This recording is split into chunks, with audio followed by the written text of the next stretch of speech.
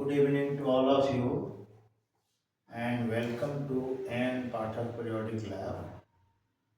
आज हम लोग एमिक्स का लास्ट टॉपिक देखने जा रहे हैं और वो टॉपिक है reaction due to benzene ring.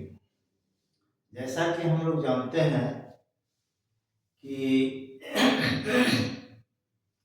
Aniline जो है towards electrophilic substitution reaction ortho para directive.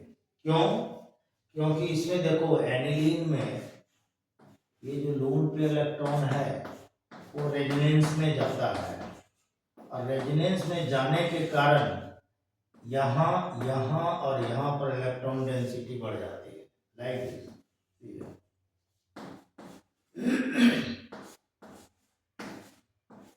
So towards electrophilic substitution reaction, aniline is ortho and para directive, like this.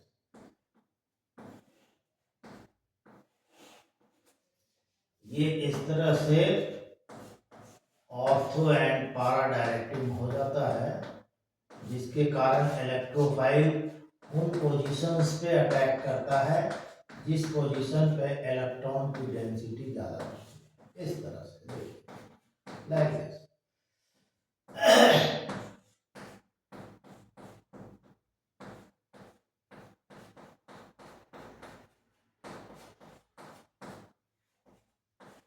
ये इस तरह से होता है।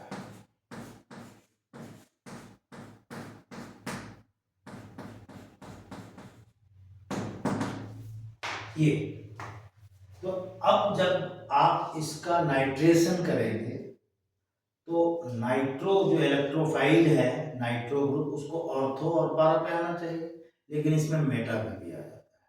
क्वेश्चन ये बहुत इंपॉर्टेंट क्वेश्चन है, इस बार हो सकता है आपको बोर्ड में आए कंसेप्चुअल में कि during nitration of aniline why we will get meta nitroaniline in sufficient amount along with ortho and para nitroaniline।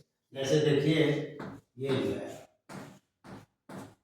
ये आपका एनिलीन है और इसकी नाइट्रेशन की जा रही है इन प्रेजेंस ऑफ H2SO4। तो ये जो है आपको ये देखिए ये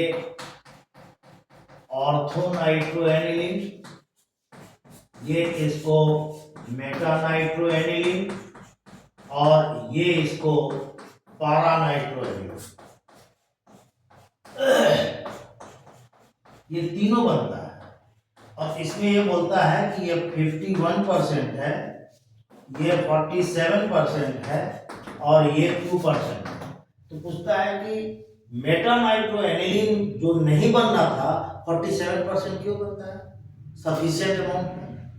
तो इसका आंसर ये है कि nitration of aniline is carried out in presence of H2SO4।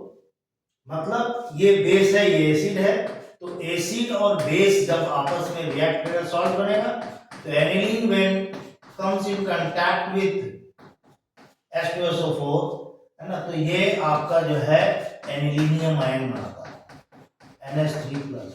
अब देखो यहाँ पर ये नाइट्रोजन के ऊपर पॉजिटिव चार्ज हो गया, अब ये पॉजिटिव चार्ज बेंजीन रिंग से इलेक्ट्रॉन खींचेगा और तब ये मेटा एनिलीनियम आएंगे।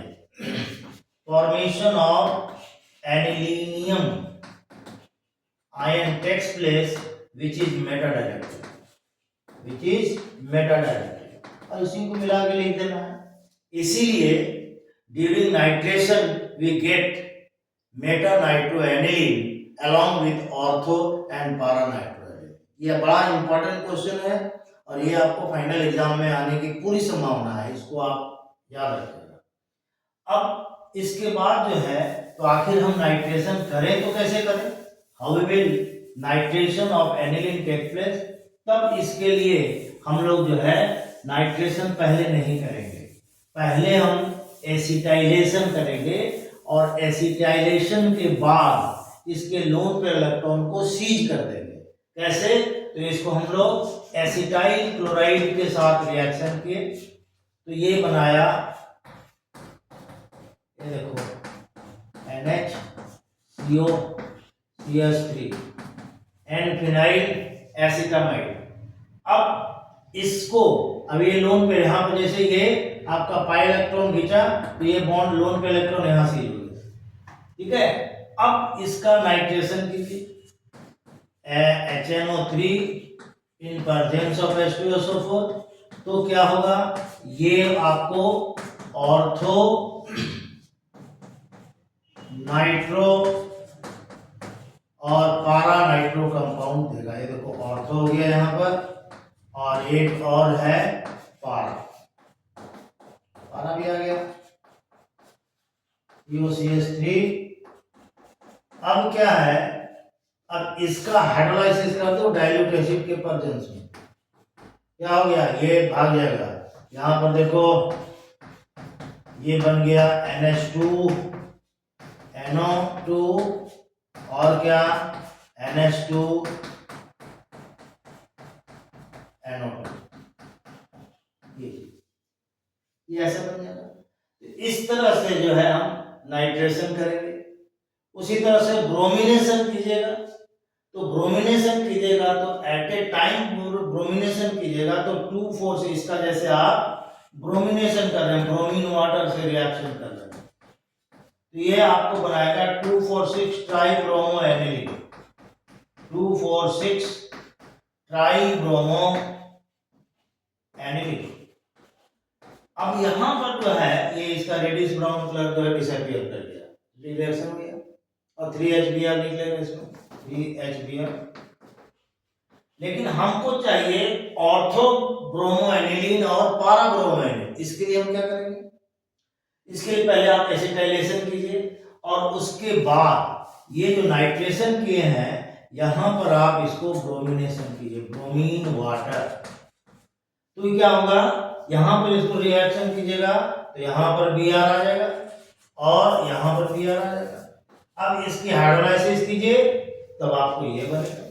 देख लिए अंतर क्या है, पारा ब्रोमो एनिलीन ये मेजर प्रोडक्ट होगा और ऑर्थो ब्रोमो एनिलीन ये माइनर प्रोडक्ट होगा। तो इस तरह से जो है ब्रोमिनेशन हो जाएगा, समझ में आ रहा है ना। अब इसमें जो है तो हमको यदि तीनों पोजीशन पे चाहिए तो यही काम करेंगे।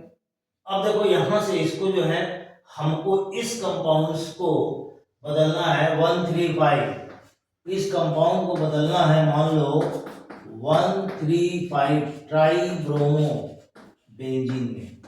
ये कन्वर्शन पूछा जा सकता है, तो पहले तो आप इसका ये कर लीजिए, इसके बाद इसका डाइल्यूटाइजेशन कीजिए। तो डाइल्यूटाइजेशन के लिए NaNO2 और HCl ले लेते हैं, 0 से 5 डिग्री लिखना जरूरी है। तो यहाँ पर जो है ये बन गया, ये देखिए N2 plus Cl minus Br, और इसको इसमें बदल दो, C2H5OH इथाइल अल्कोहल के साथ हिट करो, ये नहीं याद आ रहा है तो H2O के साथ इन प्रेजेंस ऑफ H3PO2 के प्रेजेंस में हिट करो तो ये बन जाएगा। तो ये इसको कन्वर्शन में भी ऐसे चेंज कर सकते हैं, ज्यादा कोई टेंशन ही नहीं। एक ये देखो, 1 से 2 3 से चौथा स्टेप में आपका बन गया। उसी तरह से हम लोग इसमें एक चीज और करते हैं, सल्फोनेशन, सल्फ्यूरिक एसिड के साथ इसका हम लोग सल्फोनेशन, क्योंकि आप देखे हमें पिछले साल या उसके पिछले एक साल आपको ज्यूटर आयन के बारे में पूछा। ज्यूटर आयन कैसे बनता है, तो एक तो आपका अल्फा एमिनो एसिड से बनता है, आप जो है इसमें पढ़े होंगे बायोमोलिक्यूल्स में, नहीं पढ़े होंगे तो पढ़ाया जाएगा, बताया जाएगा आपको। और दूसरा आपको यहाँ भी बनता है, ये देखिए कैसे बनता है, तो देखें ये है एनिलीन, इस एनिलीन को आप जो है H2SO4 से रिएक्शन कीजिए, H2SO4 से क्या होगा, यहां पर anilinium hydrogen NH3 plus HSO4 hydrogen, इसका नाम है anilinium hydrogen sulphate. Anilinium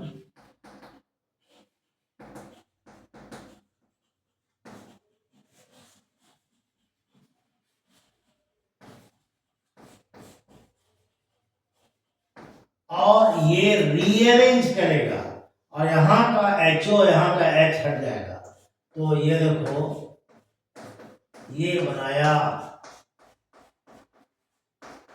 SO3 minus, this one is zwitter ion, ये जो है आपका ज्यूटर आयन,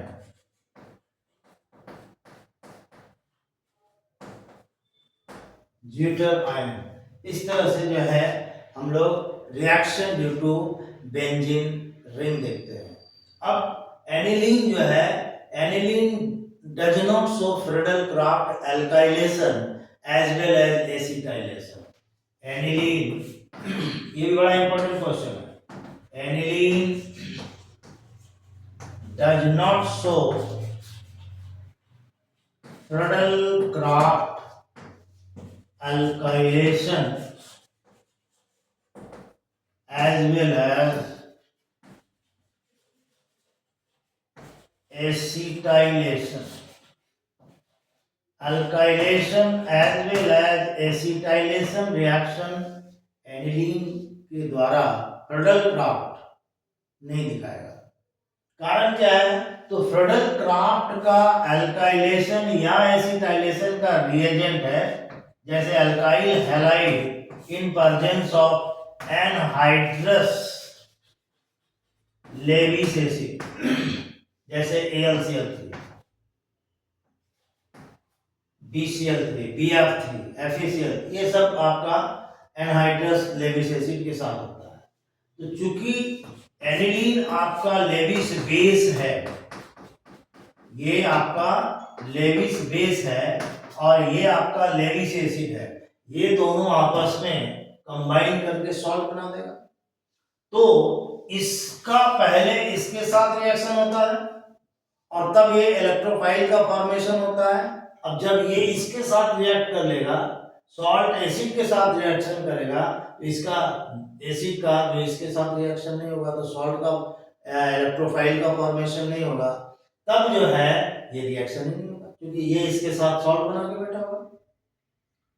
हाँ, तो इसमें यही लिखना है कि फ्रीडल क्राफ्ट अल्काइलेशन और acetylation reaction take place in presence of anhydrous Lewis acid and aniline is Lewis base. So aniline माने एनहाइड्रस लेविस एसिड और base combines with each other to form a salt, and therefore formation of electrophile does not take place, and that's why aniline does not show Rudolph Craft alkylation as well as acetylation। बड़ा important question है, आपको पूछा जा सकता है। तो इसमें हम लोग को जो है आपका एनिलीन में इतना ही जानना था। केमिकल प्रॉपर्टीज आपका पिछले दिन भी पढ़ा दिए, ये बेंजीन रिंग के कारण रिएक्शन था। ये भी आपको पूछा जा सकता है कि एनिलीन जो है ऑर्थो पारा डायरेक्टिंग होता है टुवर्ड्स इलेक्ट्रोफिलिक सब्स्टिट्यूशन, ये भी आपको बताया, भी पहले ही बताया। ये भी पूछा जा सकता है कि एनिलीन, पाराटोलिडीन और पारानाइट्रोएनिलीन में बेसिक कैरेक्टर किसका सबसे ज्यादा होगा, जिसके पास इलेक्ट्रॉन डोनेटिंग टेंडेंसी होगा, और जो इलेक्ट्रॉन विड्रॉइंग होगा तो बेंजीन रिंग से भी इलेक्ट्रॉन निकालेगा, तो बेंजीन रिंग जो है एनिलीन से लोन पेयर लेगा। तो उस केस में जो है आपका पाराटोलिडीन इज द मोर बेसिक, क्योंकि CH3 group electron donating group होता है और NO2 ग्रुप इलेक्ट्रॉन विड्रॉइंग होता है, तो ये लिस्ट बेसिक होगा और इन तीनों में, और सबसे ज्यादा बेसिक जो होगा पाराटोलिडीन, देन उससे कम एनिलीन और सबसे कम पारा नाइट्रोएनिलीन। तो ये इस तरह का क्वेश्चन जो है आपको पूछा जा सकता है। और ऐसे आप जो है एनसीईआरटी बुक के एक्सरसाइज में जो फर्स्ट क्वेश्चन में 5-6 कंसेप्चुअल दिया हुआ है वो आप देखिए, उसी में अरेंजमेंट भी दिया हुआ है, उसको आप देखिए, बड़ा इंपॉर्टेंट है वो। उसी में एलिफेटिक एमीन का और एरोमेटिक एमीन का अलग अलग कन्वर्सन दिया, 15-15 या 10-10 तो है, तो वो आप देखिए। All these are very very important question. इसमें एक आइडेंटिफिकेशन भी दिया होगा। आप एक क्लास हमारा जो आया था, मुझे जैसा याद आ रहा है, दिसंबर के आसपास में लाइव क्लास में, उसमें देखिएगा आपको आइडेंटिफिकेशन वाला क्लास जो है वो हमारा है, कैसे कैसे बताया गया वो आप देख सकते हैं, बड़ा इंपॉर्टेंट है। वहाँ से फंसेगा तो 2 या 3 नंबर का क्वेश्चन ट्रैप हो जाएगा, आपको निश्चित फंसना है। तो ये थोड़ा सा आप देख लीजिए। इसमें इंक्रीजिंग ऑर्डर डिक्रीजिंग ऑर्डर का भी 3 4 5 क्वेश्चन है। इंटेक्स्ट एग्जाम्पल एक्सरसाइज में देखिएगा तो मिला के 10-12 आपको निकल जाएगा, उसको आप देख सकते हैं। लेकिन इसमें हॉफमैन ब्रोमाइड रिएक्शन जरूर देखिएगा, गैब्रियल थैलिएमाइड सिंथेसिस ये भी आप जरूर देखिएगा। ये सब जो रिएक्शन है ये बहुत ही इंपॉर्टेंट रिएक्शन है। कम से कम हॉफमैन ब्रोमाइड रिएक्शन कन्वर्सन में इससे कम से कम 2-3 नंबर का किसी न किसी रूप में, नेम एंड रिएक्शन में, कन्वर्सन में, या फिर कंसेप्चुअल में या अरेंजमेंट में, जो भी है उसमें 2 या 3 नंबर का क्वेश्चन एनी हाउ आपको आ सकता है। तो ये ऑर्गेनिक का जो है नाइट्रोजन कंटेनिंग कंपाउंड्स के बारे में हुआ। इसके बाद हम आपको ऑर्गेनिक अभी नहीं डिस्कस करेंगे, अभी अगला क्लास जो हम लोग लेंगे वो डी एंड एफ ब्लॉक, क्योंकि ये भी सबसे ज़्यादा नंबर का है और इसमें ज़्यादा कुछ करना नहीं है, वो मैं बताऊंगा क्या करना है, ठीक है। चैनल को सब्सक्राइब कीजिएगा और लाइक कीजिएगा। हाँ, जितना ज़्यादा शेयर करना है कर सकते हैं, इससे आपको और भी ज़्यादा मटेरियल मिलेगा। अभी आने वाले समय में हो सकता है कि जैसे आपको 27 फरवरी को एग्ज़ाम है, तो हम जो है 22 फरवरी के बाद या 22 फरवरी से मानिए जब फिजिक्स एग्ज़ाम हो जाएगा, तो हम डेली चैप्टर वाइज जो है, माने हो सकता है कि आपको लाइव क्लास चला दें, जिससे आपको जो आप 4 घंटा में रिवाइज कीजिएगा उसको मैं आपको एक क्लास में आधा घंटा 45 मिनट में रिवाइज कर दूंगा, ताकि आपको रिकॉल हो जाए। Thank you.